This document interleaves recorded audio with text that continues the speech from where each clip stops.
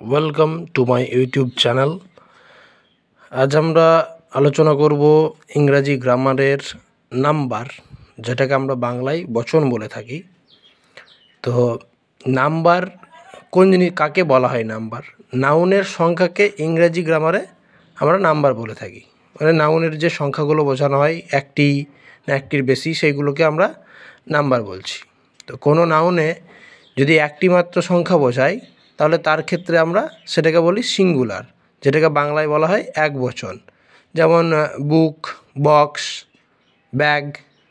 কিন্তু আবার যদি কোনো নাউনে একের বেশি সংখ্যা বোঝানো হয়, তো তার জন্য আমরা তার প্লুরাল ফর্ম ব্যবহার করি, যেটাকে বলছে বাংলায় বহুবচন। যেমন বুক থেকে বুকস, বক্স থেকে বক্সেস, ব্যাগ থেকে ব্যাগস ইত্যাদি।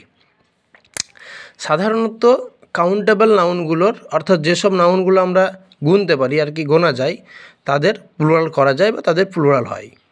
তবে সিঙ্গুলার থেকে প্লুরাল করার কতগুলি নিয়ম রয়েছে, যেগুলো আমাদেরকে জানতে হবে, আর আমরা সেগুলো একটা একটা করে জানব। তো প্রথমেই 1 নম্বর নিয়ম, ইংরেজিতে যখন কোনো প্রাণীবাচক বা অপ্রাণীবাচক শব্দের একটির বেশি বোঝানো হয় আর কি, তখন আমরা সেই শব্দবাচক নাউনটিতে এস যোগ করি। যেমন সিঙ্গুলারের উদাহরণ, সিঙ্গুলার প্লুরালের উদাহরণ দেওয়া রয়েছে। বয় থেকে বয়েজ, এস যোগ করতে হয়েছে। ট্রি থেকে ট্রিজ, এস যোগ। হর্স থেকে হর্সেস, আবার এস যোগ। রুম থেকে রুমস, পেন থেকে পেন্স, স্টুডেন্ট থেকে স্টুডেন্টস।